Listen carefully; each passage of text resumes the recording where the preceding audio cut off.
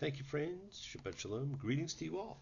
I hope you all had a great Festival of Weeks, and it was, of course, one of the 4 times of the year when there is a Yitzkor, or public memorial service, a day to honor all, not just your personal family members who are gone. So if you did not get a chance, please light a candle for those who have come before and who are so deserving of memory. And it seems there are a lot of birthdays this time of the year. And I do want to mention that Harvey's getting ready to celebrate a birthday. And if there are names for numbers, then in this book of numbers, this would be his piano birthday. 88 keys for 88 years. And you know that don't come easy. I don't ask for much. I only want your trust. And you know it don't come easy. And this love of mine just keeps growing all the time. And you know it just ain't easy. And speaking of birthdays, thanks to all of you who called or sent me notes wishing me a happy birthday. And I had a fantastic time up in the mountains, which I haven't seen in a long, long time. Colorado, Rocky Mountain High, I've seen it rain and fire in the sky. There's always been something magical about mountains for me. In fact, 2 of my favorite things allowed me to have an awesome celebration, mountains and thunderstorms. Perhaps it's why I like Thunder on the Mountain so much. Thunder on the mountain, and there's fires on the moon, a ruckus in the alley, and the sun will be here soon. An epiphany song, if ever there were. And perhaps it takes me back to another lifetime.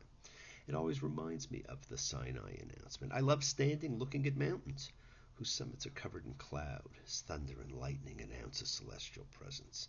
And of course, we have been reading about a mountain covered in cloud with thunder and lightning exploding all around as a nation bears witness to God as he speaks to each person individually. And to this day, we relate to those lessons as individual lessons, just for each of us alone. And in this parsha, we experience that again, as the first real prayer in the Torah occurs in the second person singular to each of us alone.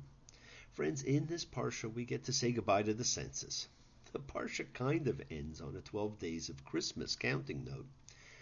But during it, we see 2 of the most interesting rituals in the Torah talked about, and as I mentioned, the origin of a blessing continuing undisturbed to this day. Naso ad up, contained within lists of numbers of things. We have a strange ritual for a woman suspected of adultery. We have the Nazirite vow and the priestly blessing, the Birkat Kohanim. This parsha begins as so much of the Torah, especially as the books of instruction do. Vadeber Adonai el Moshe lemor. And God spoke to Moses, saying. And our first of the interesting events is in Numbers 5:12. Speak to the children of Israel, and you shall say to them, any man whose wife will go astray and will make a breach of faith with him. This is the infamous case of the Sota, the wife who has gone astray. Now, it's acquired special importance because, first, it's regarded as the only case of trial by ordeal in the Torah. And second, because questions about the legal status of women now brings this whole section into question. This, my friends, is one of the few incidents in the Torah which gave rise to its own Talmud tractate, Sota, the straying woman. Now, the woman in question must submit to this ordeal on the mere suspicion of her husband. And the question of the man suspected of adultery is not even raised in the legal system. This ordeal, moreover, is based on a kind of archaic magic. However, one seeks to square it with loftier versions of monotheism, and that in itself is a problem for many. Now, what's most interesting is that it involves a woman whose husband suspects her of adultery, but who has not been proved guilty by either evidence or witnesses. And so with no concrete evidence of the sexual betrayal, with no more than his suspicions to go on, the husband is overcome, like Othello, by a fit of jealousy, and has recourse to a trial by ordeal. The woman is made to drink a mixture of holy water, dust from the tabernacle's floor, and ink from a document expressing a curse if she's guilty. This, my friends, is the first and only use of the term holy water in the Torah, an item still found in every Catholic church you may enter. And the purpose of drinking the mixture is not to prove her guilt, but but simply to bring about the curse. It is called the bitter cursing water. Me hamarim hame ararim. And in what appears to be a chauvinistic approach, there is no corresponding treatment for a husband accused of going astray. Where he is mentioned in this parsha is only to state the man shall be clear of a crime. And this is usually understood to mean that the husband is innocent of the crime of making a false charge against his wife. Now, there are many Talmudic attempts at explanation, but there are deeper questions involved. Why not have some procedure like this for a man who's suspected of adultery? In fact, why not have a procedure like this for any other crime by a man or a woman? Also, even if the woman is shown guilty, she's not executed, which elsewhere is the penalty for adultery, as we've seen in Leviticus 20:10 and we'll see again in Deuteronomy 22:22. So to begin with, this procedure must relate specifically to something about women and not men, and about sex and adultery. Now, the reason we've had such a difficulty understanding this case for millennia is that law is constructed on equivalence. We decide cases by precedents, by consistent principles that apply to cases in a variety of circumstances.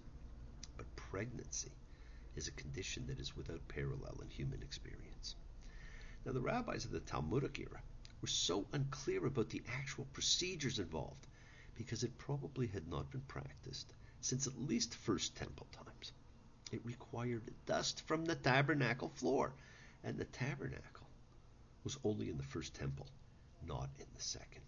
Now, while this has always been a strange ritual to understand, we're then immediately presented with another.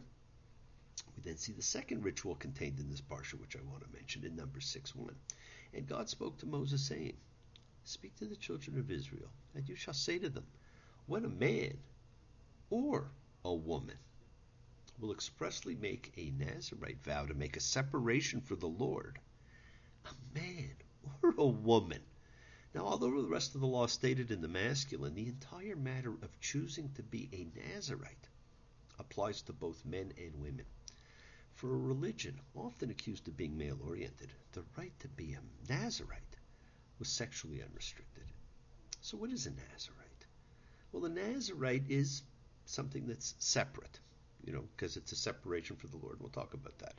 But a Nazirite vows to give up certain things and to live in a very special state of holiness. Now, there's a general idea in the Torah that all people are holy, and we saw that in Leviticus 19:1. But the Nazirite vow refers to a singular state that exceeds that. The Nazirite gives up three things: consuming alcohol, coming near to dead persons, and cutting his or her hair. Why these three things? Well, these three things are related to priesthood, and particularly to the high priest. Two of the things are the same as for the high priest. One is different.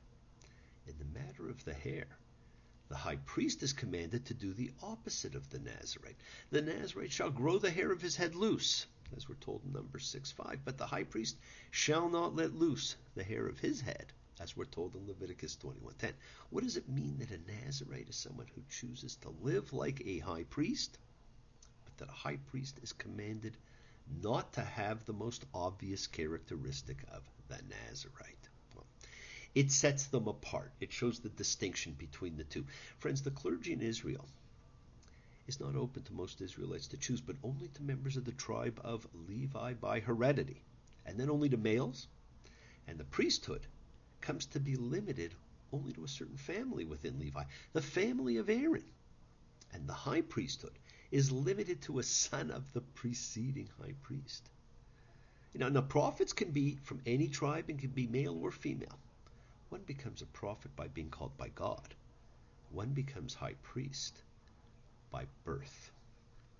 Now, post-biblically, rabbis replaced priests as the primary clergy of the Jews, and membership in the rabbinate is open to anyone who chooses it and proves capable of qualifying and carrying it out.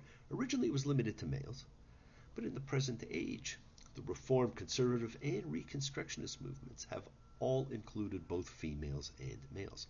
So what option does a person in the biblical world have who is drawn to the holy life of a priest but who is not a male Levite from the family of Aaron. Such a person can choose to be a Nazirite. A Nazir, or Nazirite, is someone set apart, which we first saw mentioned during Jacob's blessing in Genesis 49:26 in his reference to Joseph, the one set apart from his brothers. Nazir, Ea. Now, probably the most famous Nazirite in the Tanakh is Samson, who couldn't cut his hair.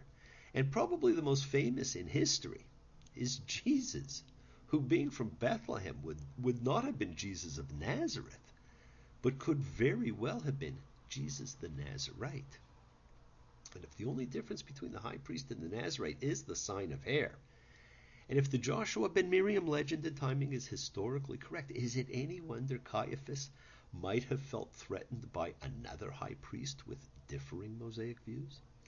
The Nazirite, someone set apart. And certainly Jesus would fit that description. And perhaps the song he sang was really, what then to do about Jesus the Nazirite? How do we deal with the carpenter king? And the root of the word for Nazirite, for vow, and for a king's crown, all stem from the same, Nazir, which in the case of Jesus may explain why he was perceived as a king. Now the Nazirite, while open to all, was a possible threat to the establishment, and we come across very few of them.